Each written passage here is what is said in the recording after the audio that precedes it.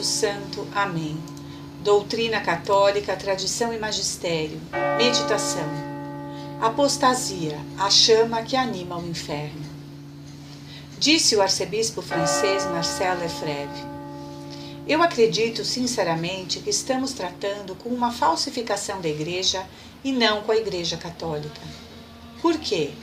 Porque eles não ensinam mais a fé católica. Eles não defendem mais a fé católica. E não somente eles não ensinam mais a fé católica e não defendem mais a fé católica, mas eles ensinam outra coisa. Eles arrastam a Igreja para algo diferente da Igreja Católica.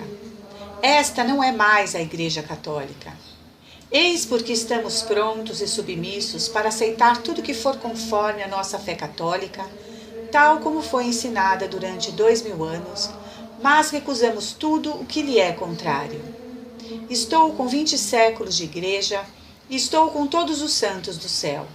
Então, cabe a nós julgarmos a fé católica?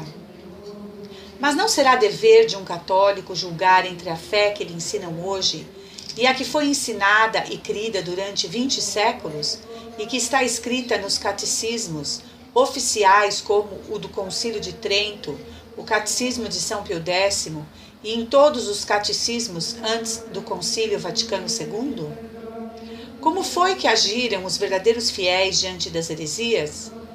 Preferiram dar o sangue a trair sua fé. A Igreja não pode errar naquilo que ela tem ensinado durante 2000 anos. Isto é absolutamente impossível. E é por isso que estamos ligados a essa tradição que se expressou de um modo admirável e definitivo. Finaliza o arcebispo francês. A 7 de dezembro de 1969, Paulo VI dizia: a Igreja se encontra numa hora de inquietude, de autocrítica, dir-se-ia mesmo de autodestruição. É como uma reviravolta interior aguda e complexa, como se a Igreja se golpeasse a si própria. No ano seguinte, Paulo VI confessava: em numerosos domínios, o concílio não nos deu, até o presente, a tranquilidade, mas antes suscitou perturbações e problemas não úteis à consolidação do reino de Deus na Igreja e nas almas. Até, finalmente, este grito de alarme do dia 29 de junho de 1972, na festa de São Pedro e São Paulo. A fumaça de Satanás entrou por alguma brecha no templo de Deus. A dúvida, a incerteza, a problemática, a inquietude, a insatisfação, o desafio abriram caminho. A dúvida entrou nas nossas consciências. Finaliza Paulo VI.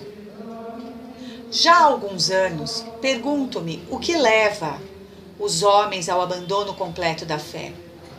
Qual a mola interior que conduz a alma humana a passar de uma atitude de docilidade diante da verdade revelada, ensinada por nosso Senhor e sempre defendida e também ensinada pela Igreja, íntegra e imutável nos últimos 20 séculos, a uma oposição total e à perda dos atos relativos à fé. Vida de oração, santa missa e confissão frequentes, mortificação e uma conduta moral digna do nome de católico. Não analiso aqui a atitude dos que não têm fé, mas sim a atitude e a dinâmica da perda da fé. A fé pode aumentar, a fé pode diminuir e se perder. A fé, consistindo essencialmente na adesão de nosso espírito à verdade revelada, aumenta ou diminui, segundo seja a adesão mais ou menos firme. Ora, sendo a alma humana ativa por natureza, é indispensável que sua fé aumente ou diminua. Ela aumenta se a alma avança no conhecimento do Pai, do Filho e do Espírito Santo. Se a alma penetra melhor nas verdades do credo, em uma palavra, se a alma progride no caminho da verdade. Mas como a fé requer, juntamente com o assentimento do Espírito, o movimento de piedade da vontade que quer crer, evidentemente a fé também pode e deve crescer pelo caminho da vontade que se submete cada vez mais docilmente, cada vez mais amorosamente a verdade divina. Assim, duas coisas ajudarão singularmente a fé em seu progresso, a saber, a instrução e a piedade. A instrução, o cristão se encontra na pregação da verdade, no catecismo, nas leituras santas, na doutrina perene, no magistério e na tradição católica. A piedade consistirá, sobretudo, na fidelidade às promessas do batismo. O cristão, ajudado pela oração e pelos sacramentos, crescerá na fé. Todo cristão que quer crescer na fé deve vigiar com redobrada atenção contra tudo que for capaz de enfraquecer a fé. Ele deve tomar cuidado para não se deixar levar pelas máximas deste mundo, pois o mundo, enquanto mundo, só se ocupa das coisas sensíveis. A fé, ao contrário, nos mostra o preço inestimável das coisas invisíveis. O mundo só vê o presente. A fé, que nos esclarece tanto sobre o passado quanto sobre o presente, nos faz velar principalmente sobre o nosso futuro na eternidade do céu ou do inferno. O mundo está todo voltado para os gozos da terra. A fé nos ensina que este é o tempo das privações e das penitências, e de carregarmos nossas cruzes por e com amor a Cristo, e nos mostra que Deus é o único bem verdadeiro em que podemos repousar nossas almas e esperar os verdadeiros gozos. É preciso, pois, velar para permanecer fiel, quer dizer, católico. E quem assim velar, verá infalivelmente crescer em sua alma as luzes tão doces, tão serenas da verdade eterna. E quanto mais entrar nesta luz, mais ele provará o quanto o Senhor é doce, o quanto é precioso e inestimável o dom da fé. Ao contrário, toda alma que não velar, que se deixar embalar pelas promessas insignificantes de um mundo apóstata, que nada tem, que nada sabe, que nada pode, toda alma que não velar, verá sua fé diminuir, para em seguida se perder completamente e finalmente se condenar a si mesma e para sempre. Se tivéssemos olhos para ver o lamentável espetáculo das almas que perdem a fé, não teríamos lágrimas que chegassem para chorar tão grande infelicidade e dor. Alguns perdem a fé logo depois do batismo. Esses não receberam a instrução católica verdadeira e suas almas nunca fizeram o ato de fé. Privado de seu ato, o hábito posto em suas almas no dia do batismo foi facilmente reduzido a nada. É muito raro que as almas que perderam a fé nestas condições a tornem a encontrar. Elas tornam-se estranhas a Deus e a nosso Senhor Jesus Cristo e vivem apenas uma vida terrena, triste prelúdio de uma morte eterna. Outros perdem a fé pouco depois da primeira comunhão. Esses entram em um mundo descrente do qual não desconfiam e imaginam que eles é que foram ingênuos por terem acreditado um pouco. Se chega o pecado mortal, e ele chegará, coisa fácil de acontecer, será fácil também perder a fé e fechar os olhos à pura luz que os havia tornado tão felizes no dia de sua primeira comunhão. Ainda outros perdem a fé nas escolas. Tanto escolas primárias como escolas superiores fazem frequentemente os batizados perderem a fé. Aí não se ensina a conhecer o único e verdadeiro Deus, a saber, o Pai e o Filho e o Espírito Santo. As escolas primárias têm como principal objetivo a formação do plural e do sistema métrico. As superiores só interessa o diploma de bacharel e de doutor. Sem falar daquelas onde se ensina consciente e propositadamente a impiedade, o indiferentismo e a liberdade religiosa, ou mesmo o ateísmo. Finalmente, há os que perdem a fé por causa dos interesses materiais. Preocupados demais com os negócios, entregues inteiramente a especulações financeiras, ao consumismo material, Por amor ao dinheiro, esquecem seu batismo, negligenciam o cuidado com sua alma, não vivem mais da fé, não velam mais para que sua fé seja alimentada e perdem-na sem sentir. A grande apostasia vem crescendo. Os jovens estão quase completamente perdidos na impureza e nas drogas. O reinado social de Cristo está completamente destruído pela liberdade religiosa e pelos direitos do homem. Estamos vivendo a grande apostasia da qual fala São Paulo aos Tessalonicenses. Venerite dicessio primum, um endurecimento dos corações, uma cegueira das mentes. Meditando sobre as extraordinárias e proféticas palavras de Dom Lefebvre, citadas no início desta meditação, pergunto: onde está a igreja? E a resposta só pode ser uma: está na tradição. Reconhece-se a árvore pelos frutos.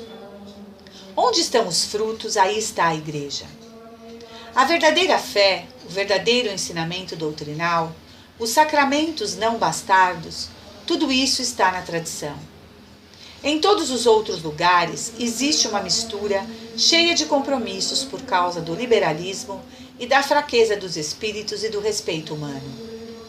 A igreja paralela é a do Concílio Vaticano II, nova igreja, seu espírito, sua nova religião ou não religião. A resposta à total apostasia e perda da fé. É a nossa perseverança no milagre da continuação da tradição. E para lutarmos contra esta apostasia, precisamos lutar pela tradição. Consequentemente, a luta contra a liberdade religiosa não pode ser separada da luta pela missa. O mesmo vale para a luta contra o ecumenismo, pois se Cristo é Deus, então ele é capaz de expiar e satisfazer por sua paixão todos os pecados. Também, apenas ele tem o direito de reger as leis civis conforme o Evangelho.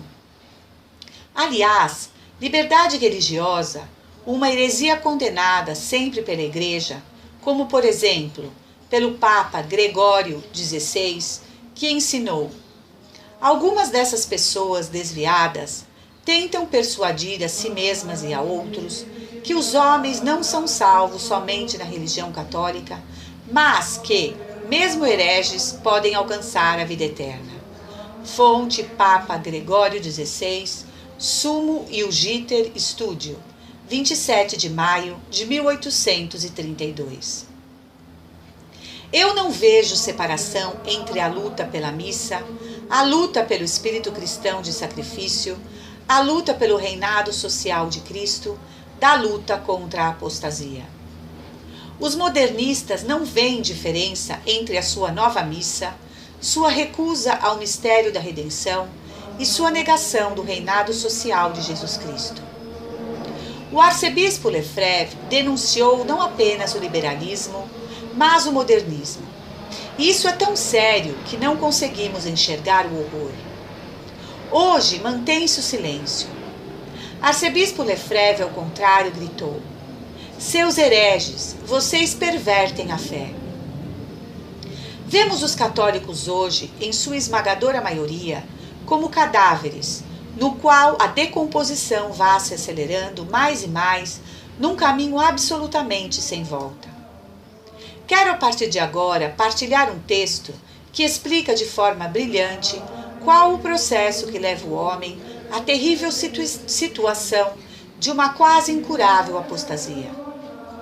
Digo quase incurável, pois vejo que somente um milagre pode, nos dias de hoje, transformar e converter os corações endurecidos como pedras, que perderam a fé. Falo de um texto de Dom Lourenço Fleshman, padre católico. Segue o texto. Consideremos então uma alma posta no sossego da fé. Ela crê em Deus e em sua igreja. Ela obedece os mandamentos. Ela reza todos os dias e no domingo prepara a si e aos seus para assistir à Santa Missa. No dia a dia, esbarrando em tantas ocasiões de pecado, em tantas tentações, ela usa os critérios que a Igreja nos propõe para não se deixar levar, para não cair no pecado. fuja das ocasiões. Atos de fé, aconselhamento com o sacerdote e oração frequente. Assim combate a alma cristã. Assim busca a perfeição quem vive da graça. É claro que em diversas ocasiões virão lhe propor atitudes que são contrárias à sua fé. Ela, porém, saberá esquivar-se com prudência de todos os ataques. Aqui com gentilezas, ali com a força do combate, mas sempre protegendo o maior tesouro que recebeu. Saberá calar e rezar no silêncio do seu quarto, sem, no entanto, dar a entender que apoia os erros dos seus mais próximos amigos e parentes. As coisas relativas à vida da igreja serão sempre para tal alma motivo de alegria, de estudos, de oração. E se acontecer que uma atitude lhe seja pesada, rapidamente se inclinará à confiança em Deus, no auxílio divino para resistir ao erro. Viverá na esperança teologal. E como uma vida assim não existe sem que a alma esteja unida a Deus, sem que a alma ame a Deus e ao próximo, a caridade será a coroa de sua existência. Vivendo então da fé, da esperança e da caridade, a alma verdadeiramente católica busca a perfeição na prática de todas as virtudes. O meio corrompe, gostava de repetir um companheiro meu de faculdade. De tanto conviver com o erro, a alma vai se sentindo só. Afinal de contas, hoje em dia, é cada vez mais raro encontrar quem assim viva. E o convívio com o mal vai trazendo para dentro delas raízes de um monstro terrível. Algo então acontece que leva a alma a baixar a guarda. Não que ela recuse a sua fé, de jeito nenhum. Ela continua firmemente católica. Ela defende com unhas e dentes sua igreja, ela reza, ela quer a perfeição. Continua frequentando os sacramentos e sente-se mal se um domingo passa sem missa. Mas desviou o olhar da luz da fé. Interessou-se pelas coisas lá de fora. Pode ser qualquer coisa. Para uns, o que atrai a curiosidade e faz cócegas é a igreja oficial. Para outros, as leituras de filósofos e pensadores não católicos. Outros ainda já não se incomodam com o ambiente de imoralidade de filmes, novelas, de roupas e praias. Em cada tipo de tentação, em cada espécie de caminho, haverá sempre um ponto em comum. A inclinação do olhar para o mundo sem exigências, para o mundo da maioria, para o mundo fácil. Esta é a característica principal deste estágio da psicologia da perda da fé. A facilidade do lado de lá. Isso só soprado nos nossos ouvidos pelo demônio. Esse é o ponto que atrai a tantos e os levam à perdição. Esta é a hora dramática onde tudo se decide. É tão fácil, é tão mais fácil. Se não houver da parte da alma católica nesta hora terrível um grito de combate, uma espada puxada para atingir mortalmente o inimigo, ela estará correndo um perigo enorme de cair para sempre. É assim que, tendo sido seduzida pela língua dúbia, a língua da serpente de que fala São Paulo a Timóteo, a alma católica, pretendendo manter sua fé, achando que nunca renunciará ao essencial da vida católica, se encanta com pequenos detalhes que lhe parecem menores, achando-se bastante madura para se aproximar do veneno do mundo, como se os espinhos não espetassem adultos e crianças. Olha com simpatia para aquilo que alegra a vida dos homens, ou que os insere dentro da tranquila vida oficial, ou que faz com que eles se amem segundo o que dizem ser a natureza das coisas, a natureza do organismo humano. Começa então para a alma um período de grandes confusões, de angústias, de medos, de contradições. Afirmando para si mesma que quer agradar a Deus, que as coisas novas que a atraem são coisas boas, que todos fazem, que todos usam, ou que é impossível que tantas almas estejam no erro, a alma vai se embrenhando no caminho da perdição. Este período é talvez o mais longo, pode durar muitos anos. As confusões que esta atitude gera levam muitas almas a fugir dos padres, pois eles já não lhes servem mais. Os padres modernistas lhe dirão o que ela não quer ouvir. Já os padres tradicionais lhes dirão o que ela não quer fazer. Os primeiros modernistas lhe dirão que ela faz muito bem em mudar seus hábitos, sua frequentação, ou que ela faz muito bem em aceitar a missa nova, ou em querer obedecer a um bispo progressista, que é tudo muito lindo, que tudo é amor. Mas ela não crê nisso, ela acha que eles exageram. Os últimos tradicionais lhe mostrarão que ela corre perigo, que deve se afastar de certas pessoas, que deve ler bons livros, que deve ter atitudes mais coerentes com sua fé. Ela sabe que ele tem razão, mas não quer fazer isso. Vivendo este combate interior, a alma foge do seu ambiente católico. Muitas vezes acontece que, fugindo do seu ambiente, ela recebe a influência de pessoas estranhas do seu mundo católico que vão incentivar suas atitudes de aceitação da vida fácil, da obediência servil, às imposições do mundo, e a alma não consegue se desvencilhar deste modo, deste novelo de lã. O peso começa a ser insuportável e causa um processo de diminuição das fontes da graça. A oração começa a incomodar, pois ela já não suporta mais com tanta facilidade a presença de Deus.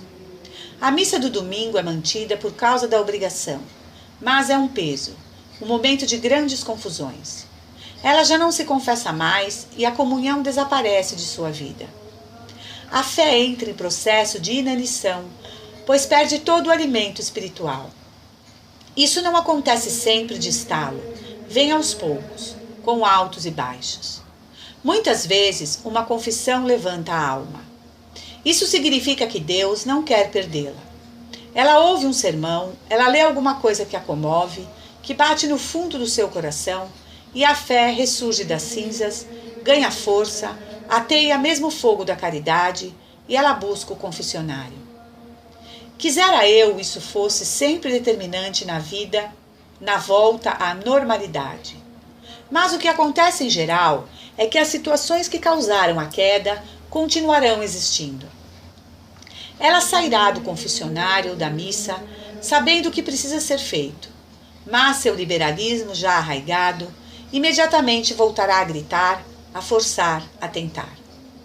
Se ela toma resoluções fortes em sua vida, movida pela graça, ela pode escapar da rede. Mas se ela não tiver forças, docilidade à graça e fizer as coisas pela metade, não poderá durar muito tempo. E em geral é o que acontece. O fato é que, com retomadas da graça ou sem elas, a alma entrou dentro de um processo de confusão interior tal que não conseguirá guardar para si esta confusão. Manifestará então aquilo que a confunde. Vivendo ainda no ambiente católico, ouvirá muitas vezes um conselho, um comentário, que dará origem a uma resposta ríspida, a uma revolta interior. De modo geral, as pessoas católicas que emitem juízos sobre a vida da fé, sobre o combate pela igreja, sobre a busca de perfeição, começarão a ser vistas como um obstáculo ao seu caminho e serão rechaçadas. A fé que já sofria de inanição será asfixiada por estrangulamento. É o liberalismo instalado na alma. Esse liberalismo se manifesta, como já disse, sob formas diversas que muitas vezes acabam se encontrando nesta fase de asfixia da alma católica. É assim que, passo a passo, a alma adotará os costumes do mundo, a alegria que os homens sentem de não serem constrangidos por regras, por mandamentos, por igreja católica, buscarão a missa da paróquia mais próxima, pois ali o padre não faz questão de muita coisa, ou assistirão à missa tradicional, mas sem ouvir o que o padre tem a lhes falar para a salvação de suas almas. Farão questão de se acostumarem com qualquer ambiente e dirão para si que são todos pessoas normais. E assim viverão, já com uma casca morta de fé, com certos costumes sociais de missa dominical, alguma oração aqui ou ali, mas sem que o amor de Deus seja a razão de ser de tudo isso.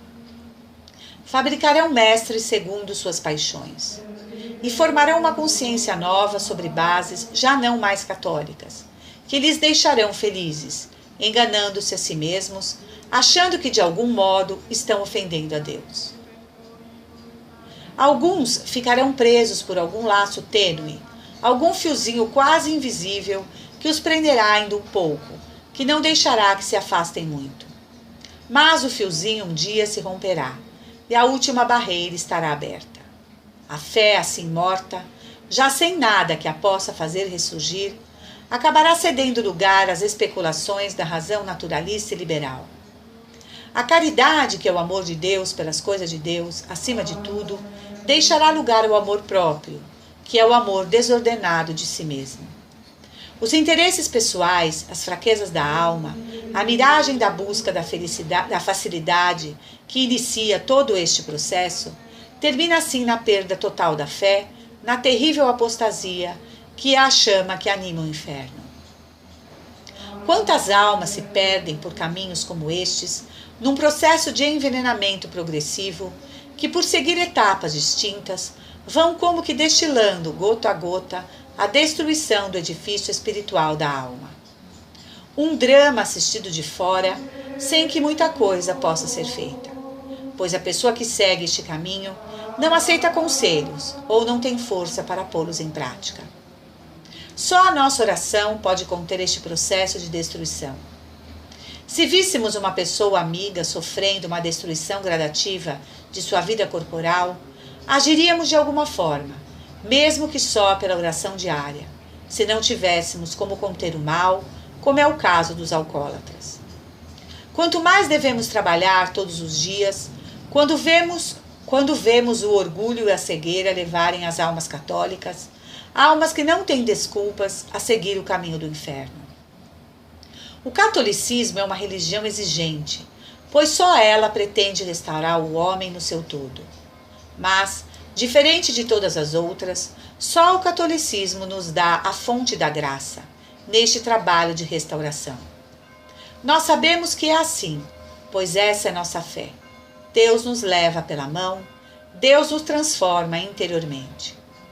De modo que é preciso ter forças, agir com as graças de batizados e de crismados que somos, para vencer esta avalanche que vai levando cada dia mais almas para as trevas do inferno. Ao abraçar a graça, desaparece de nossa frente os obstáculos, as vergonhas, o orgulho. Passamos a nos deixar conduzir pela mão de Deus, e daí vem toda a nossa força. É preciso que as almas compreendam isso, que vivam desta graça, que é a única fonte de verdadeira liberdade, de verdadeira alegria, de paz duradoura e total. Finaliza assim Dom Lourenço Fleshman. Dom Lourenço Fleshman nos mostra como o católico deve se posicionar frente às questões tão desesperadoras de perda de fé e destruição de um verdadeiro espírito católico na Igreja e na sociedade nos dias de hoje. Não vemos declarações açucaradas e sentimentais que tentam encobrir a realidade. Vemos sim um padre muito sensato e que consegue enxergar a triste situação da Igreja de modo claro e por isso trata do tema muito objetivamente. Mesmo que isso possa soar para alguns um pouco radical e intolerante, para usar algumas das palavras preferidas dos destruidores modernistas.